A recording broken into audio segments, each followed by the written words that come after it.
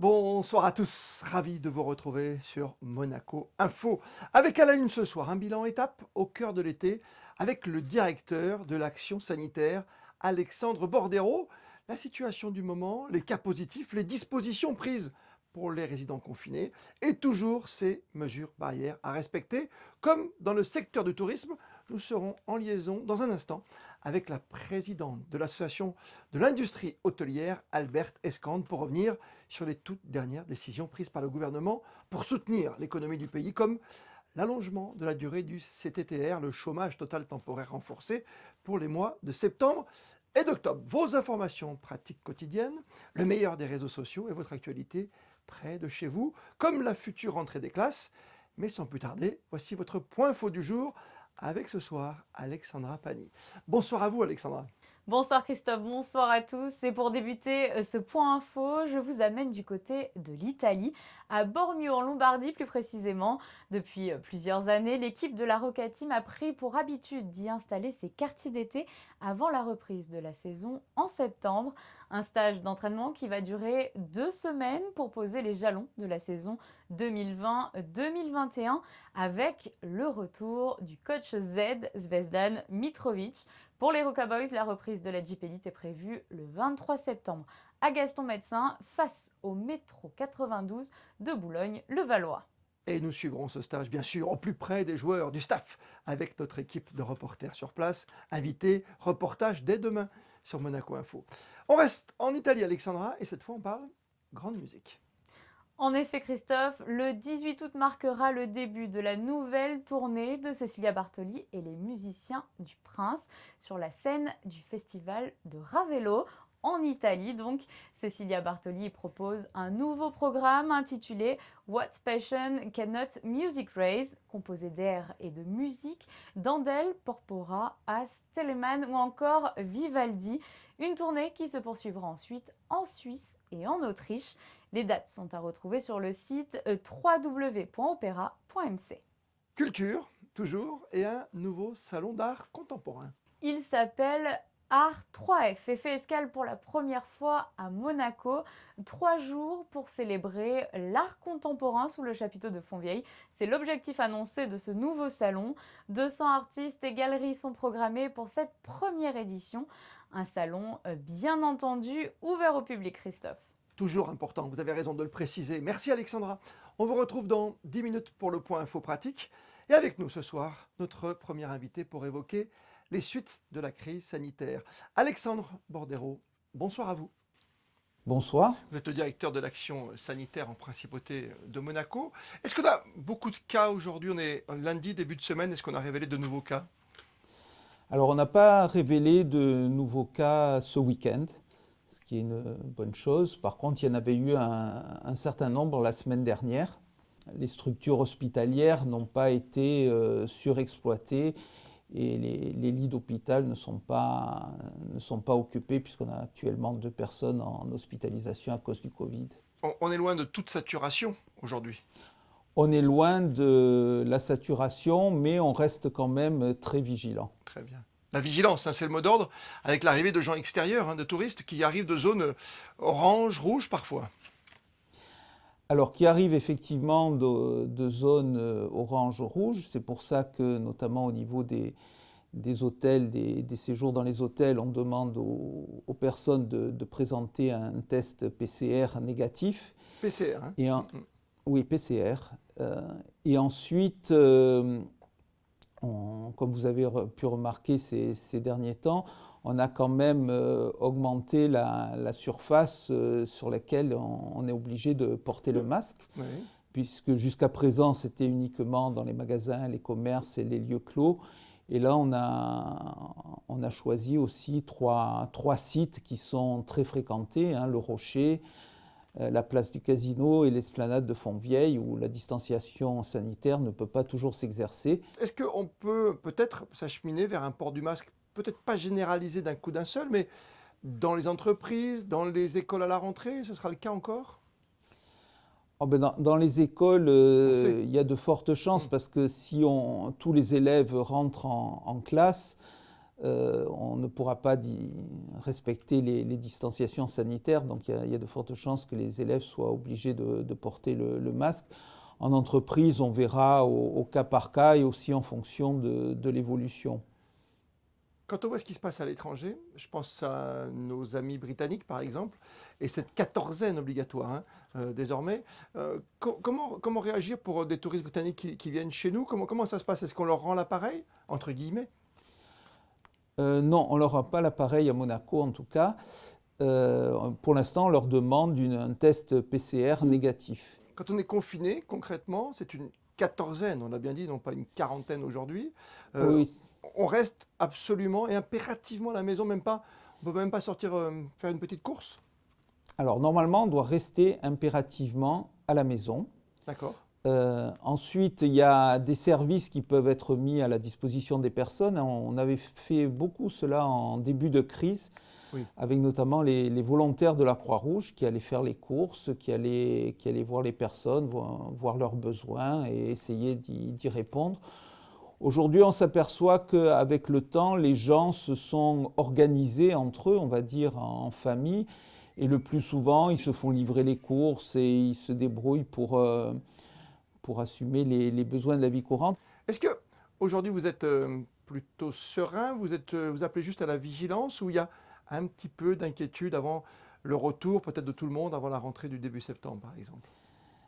Notre boulot consiste justement à ne pas être trop serein et à bien observer ce qui se passe autour de nous et voir un peu, essayer d'estimer quels seront les besoins. Qu'est-ce qu'on peut faire de plus aujourd'hui pour enrayer cette épidémie de Covid-19? Nous, ce qu'on fait, c'est effectivement être vigilant sur les mouvements de personnes, surveiller les régions à risque et essayer de prévenir les mouvements, notamment en faisant des tests. Et ensuite, les prochaines étapes où il y aura sans doute, peut-être, on l'espère tous, un succès contre cette maladie, c'est soit un médicament, soit un vaccin. Dernière question qui nous taraude toujours un tout petit peu, c'est quid des autres maladies quand même? Parce qu'on parle évidemment depuis le début de l'année de la pandémie, mais il y a d'autres maladies, il y a des gens qui sont réticents à aller tout simplement dans les hôpitaux ou dans les cliniques pour se faire soigner, se faire contrôler. Je parle des gens qui sont victimes de cancer par exemple. Il faut dire aux gens qui sont malades, aux gens qui ont des maladies chroniques, aux gens qui ont des cancers, retournez à l'hôpital, retournez voir vos médecins habituels et ne laissez pas traîner d'autres maladies justement à cause du Covid. Donc, le Covid est un problème. Il faut aller à l'hôpital masqué, bien sûr, puisque c'est obligatoire. Mais surtout, ne négligez pas les autres maladies que vous pouvez avoir, notamment les maladies chroniques. Et cet automne, faites-vous vacciner contre la grippe. N'oubliez pas, c'est ça. Ne pas oublier, ne rien négliger et toujours aussi vigilant dans le port du masque et la distanciation. Merci d'avoir pris le temps de répondre à toutes nos questions ce soir sur Monaco Info. Je vous dis à très bientôt. Merci à vous. Avant de recevoir Alberte Escande, la présidente de l'Association des industries hôtelières, un détour par un secteur très impacté depuis le début de la crise, celui du cinéma, qui tente tant bien que mal de se donner des chances de s'en sortir. Le reportage, signé Vanessa Dessy. C'est une situation jamais rencontrée pour les cinémas de la Principauté. La fréquentation a considérablement baissé au vu de la crise sanitaire et avec une programmation réduite correspondant aux 3/4 de l'offre habituelle. Les spectateurs désertent les salles obscures et optent plutôt pour le cinéma en plein air. Du coup, c'est en extérieur, c'est en plein air, donc je suis un peu moins stressé que si c'était sur une salle fermée, donc je n'ai pas d'appréhension particulière sur ce soir pour la séance. Là, il n'y a pas beaucoup de gens, donc on est parfaitement en sécurité. Aussi, ça m'a manqué beaucoup le cinéma, donc je suis content d'être là. Je suis rassuré vraiment pour la soirée, pour le film. On était venus l'année dernière et ça nous avait plu, on voulait revenir. Voilà, c'est sympa comme ambiance, c'est dehors. Tout le personnel a un masque, donc oui, c'est bien respecté. Non, vraiment, j'ai pas de soucis à me faire sur ça, je m'inquiète pas trop. Je pense que cette place c'est très exceptionnel, c'est très cool pour toutes les familles et pour les amis. C'est très agréable et comme c'est aéré, on garde le max, mais c'est juste pour aller se servir au ciné-bar, mais en toute confiance, non. Prochain film à l'affiche pour le cinéma open air, Casino en version originale ce lundi à 21h30. Dans la catégorie dramatique, l'histoire se déroule dans les années 70 à Las Vegas et retrace l'emprise de la mafia américaine dans le milieu du jeu. On vient de le voir avec l'industrie du cinéma, la conjoncture actuelle est toujours dans certains domaines difficile à gérer, en plein cœur, c'est clair, d'un été pas comme les autres. Aussi avec nous ce soir, on va retrouver la présidente de l'Association des industries hôtelières. C'est Alberte Escan, notre invitée. Bonsoir à vous, madame. Bonsoir, monsieur. Est-ce que l'on peut dire ce soir que la principauté a réussi tout de même à tirer son épingle du jeu en cette époque troublée dans la course à la relance touristique? Nous avons pu bénéficier de cette manne de touristes qui n'ont pas pu se déplacer. Et dans l'ensemble, je pense que tout le monde a travaillé correctement. La clientèle étrangère, malheureusement, elle est absente. Pour le moment, j'espère. On parlait de secteurs touchés comme le cinéma. Vous Oui. englobez, dans le cadre de votre association des hôteliers ici, les restaurants, bien sûr, l'hôtellerie. On n'oublie pas les traiteurs et surtout les boîtes de nuit qui, elles, n'ont pas réussi à ouvrir. Non, les boîtes de nuit sont toujours fermées jusqu'à nouvel ordre. Tant que le gouvernement ne donne pas le feu vert, elles resteront fermées. Ce qui veut dire que ce sont des industries, et ce sont peut-être pour les boîtes de nuit encore plus, un secteur, on les a touchés, où on va pouvoir bénéficier encore du fameux CTTR. On le sait, ce chômage total temporaire qui a été prolongé par le gouvernement tout à fait. pour Les septembre, discothèques- octobre. Vous, dans votre secteur, par exemple, même chez vous, à la table d'Élise, vous avez Oui. dû mettre des gens au chômage et bénéficier de ces aides de l'État? En CTTR, j'ai qu'une personne actuellement, ou sinon j'ai tout mon staff habituel. Et les autres industries hôtelières dans Monaco, les autres restaurateurs ont oui. bénéficié et en bénéficient toujours et encore pour 2 mois Ah oui, tout à supplémentaires. fait. Après, tout dépend du chiffre d'affaires qu'ils font. C'est le C'est ça. gouvernement qui regarde. Si le gouvernement estime que le chiffre d'affaires est satisfaisant, ils vont arrêter les aides, ce qui est tout à fait Bien sûr. normal. On était la semaine dernière avec Émilie Rousseau, son invité était Pascal Palanca, la directrice du travail. Justement, elle évoquait et le CTTR et puis d'autres pistes aussi, pas inintéressantes pour les jeunes stagiaires parce qu'on peut maintenant embaucher différemment en plus les jeunes. C'est un peu comme quand on embauche quelqu'un, un jeune. C'est ça?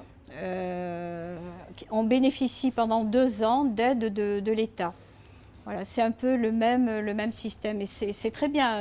Qu'est-ce qui était le plus touché finalement dans votre corporation peut-être aujourd'hui? Est-ce que c'est l'industrie du luxe? Est-ce que ce sont les hôtels 4-5 étoiles aujourd'hui hors normes de Monaco qui ont été touchés? Ou c'est la petite restauration ou c'est le petit hôtel à côté?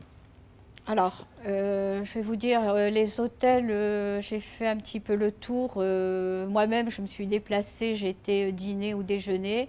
Il y avait du monde. Il y a du monde. Après, naturellement, ce n'est pas le taux d'occupation des autres années, mais ça va. Ça va quand même. Aujourd'hui. Après, ce qui est difficile, c'est, à mon avis, j'ai fait un petit peu un bilan par quartier. Vous avez des quartiers où il y a déjà, par exemple, le port, l'attraction du port. Oui. Donc, il y a du monde. Il y a du se promène passage. sur le port. Il y a du passage. Vous avez le rocher. Il n'y a pas de passage, il faut vraiment... C'est très compliqué au départ. Oui. C'est très compliqué. Donc, après, tout ce qui est le quartier où je me trouve, on travaille plus le soir que le midi. Bien sûr. Le midi, le télétravail nous a fait quand même, et ça dans tous les quartiers, Oui. beaucoup de tort. Pour terminer, C'est, quand on oui. regarde ce qui s'est passé également à côté, on voit que Monaco a cette garantie, cette sécurité, le côté safe, comme on dit souvent. Oui. Monaco safe. Quand on voit ce qui se passe à Cannes ou encore à Saint-Tropez, on dit qu'on s'en sort bien. Quand on voit que Sénéquier, le grand Sénéquier, oui, qui a est fermé. obligé de fermer ses portes pour 15 jours. Oui. Sur Monaco, alors on peut toucher du bois. Je n'ai pas entendu d'établissements qui ont fermé pour cause de la Covid. Oui.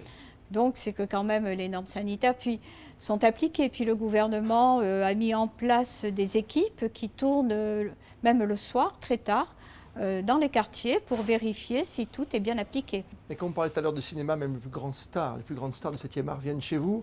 Parce que vous avez eu Oui. la chance, il n'y a pas très longtemps, j'ai bien remarqué, vous avez reçu le magnifique, le grand Toc toc badaboum, Jean-Paul Belmondo. Ah oui. C'est un monsieur extraordinaire. Malgré son handicap, il a gardé ce visage, ce beau visage, avec ce sourire charmeur. Et ça a été que du plaisir de le voir. C'est vrai que pour nous, Jean-Paul Belmondo, c'est un monstre sacré du cinéma comme on les aime. Merci mille fois. Eh bien, écoutez, moi je vous remercie également. Et on vous retrouve, Alexandra Pagny, pour le point info pratique à présent. Et le monde de la culture qui cherche toujours des solutions face à la crise et continue d'avancer progressivement avec quelques spectacles adaptés à chaque fois aux circonstances du moment. D'ailleurs, voici quelques idées de sorties que vous nous proposez, Alexandra. Oui, Christophe, après les invités du Fort Antoine qui se sont tenus du 8 juillet au 7 août, le théâtre situé à l'extrémité du Rocher renoue avec les représentations théâtrales. Premier rendez-vous ce mardi à 21h30 avec les femmes de Barbe Bleue. Le célèbre conte est adapté sous forme de témoignages, 5 monologues, 5 histoires d'amour dangereuses. La mise en scène est signée Lisa Guèze. Attention, je vous rappelle que l'entrée est gratuite, mais les places doivent être réservées à l'avance. Et pour ceux qui cherchent un peu de fraîcheur ? Pour prendre un peu de la hauteur, l'Arboretum de Roure propose le jeudi 27 août une soirée astronomie. Au programme observation au télescope, lecture du ciel, une belle soirée sous les étoiles en perspective, à un tarif très attractif de 5 €. Les places sont comptées, donc réservées au numéro qui s'affiche en bas de l'écran. Autre idée pour s'évader sans sortir de chez soi. Le Grimaldi fête cette année ses 20 ans et pour l'occasion, il propose sur son site internet une rétrospective de ses grandes expositions d'été qui ont marqué ces 2 dernières décennies. Vous pouvez remonter le temps par le biais de cette série de 20 vidéos à retrouver sur leur site internet, mais aussi sur leurs réseaux sociaux. Pour ma part, Christophe, j'avais adoré Extra Large en 2012. Et vous ? Pour moi, la Chine, ah oui, le siècle, vous savez, du premier empereur, c'était en 2001 de mémoire, et on exerce cette magnifique présentation des guerriers de Qian. Souvenir, bien sûr. A tout de suite, Alexandra, pour la météo de demain. On reste dans le côté pratique avec le 7 septembre prochain, la rentrée des classes et déjà les rayons des grands magasins qui changent d'aspect de produits. Parents et enfants peuvent dès aujourd'hui préparer en toute sérénité cette rentrée scolaire. Comme à Carrefour Fontvieille, où vous vous êtes rendu, Christine Datomel. Oui, effectivement, Christophe, c'est le rush ici à Carrefour.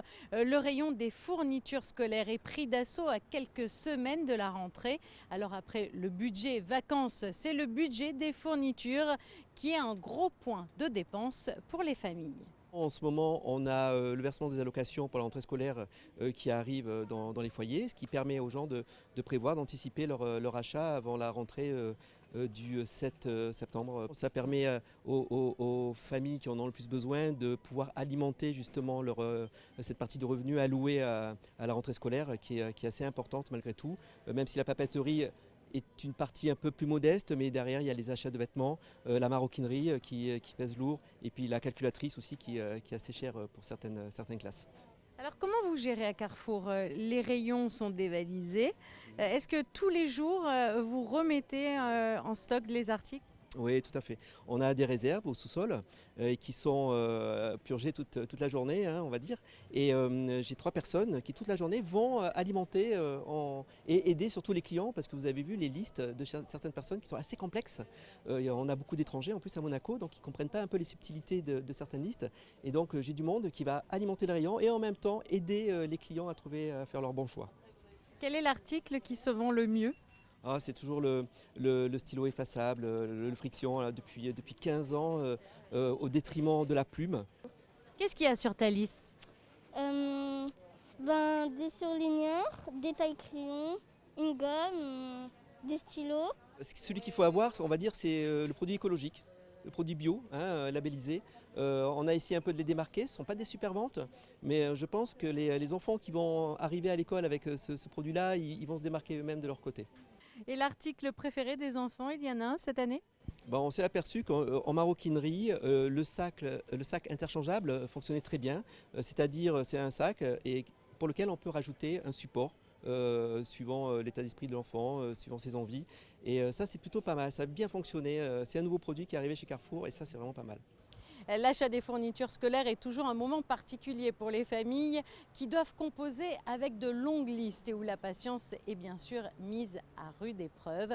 Alors s'il vous manque un article de dernière minute, eh bien sachez que le magasin de Carrefour du premier étage a un rayon spécialement consacré à cela, histoire de vous éviter de faire la queue. Christophe. On rappelle la date, oui, il le faut bien, Christinda. Le jour J, c'est le 7 septembre à Monaco, une semaine après la France. Et comme le veut la tradition, sur Monaco Info, voici votre rendez-vous avec le meilleur de l'actualité des réseaux sociaux, sélectionné ce soir par Alexia Bigini. Des chiens, des chats, des animaux, tout ce qui a fait le buzz à travers le monde ces toutes dernières heures. All over the world.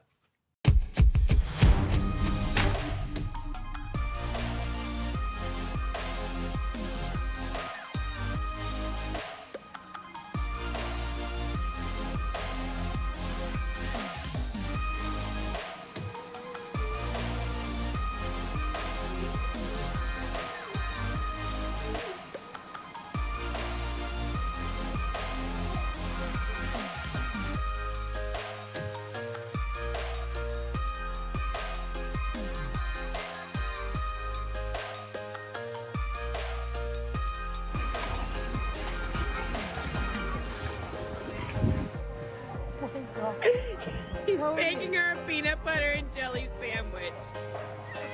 But he's got a dog.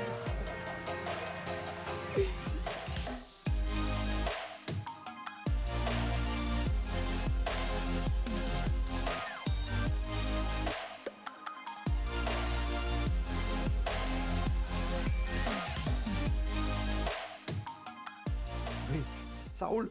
Merci de nous être fidèles et surtout n'hésitez pas, continuez à nous envoyer vos photos, vos vidéos sur le réseau Malizia qui est ouvert 7 jours sur 7, 24 heures sur 24.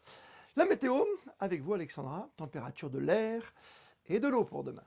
Prévision très clémente pour mardi. La journée sera dominée par un large soleil. Il fera 25 degrés au plus chaud de la journée. Du côté des plages, l'eau est à 26 degrés. Le soleil se lèvera à 6h37 et se couchera à 20h30. Nous fêterons demain les Hélènes. À demain, Alexandra. Et comme chaque soir, on termine ce journal par les instantanés d'une vie sous contrôle dans le respect des mesures barrières, même au cinéma, en plein air. Photo signée ce soir Stéphane Dana. Et surtout, prenez bien soin de vous et de ceux que vous approchez en cette période de l'année, l'été qui rime souvent, on le sait, avec liberté. Bonne fin de soirée à toutes et à tous et rendez-vous demain, 19h, pour une nouvelle édition de votre journal. Plus que jamais, vous le savez, vous êtes bien sur Monaco Info.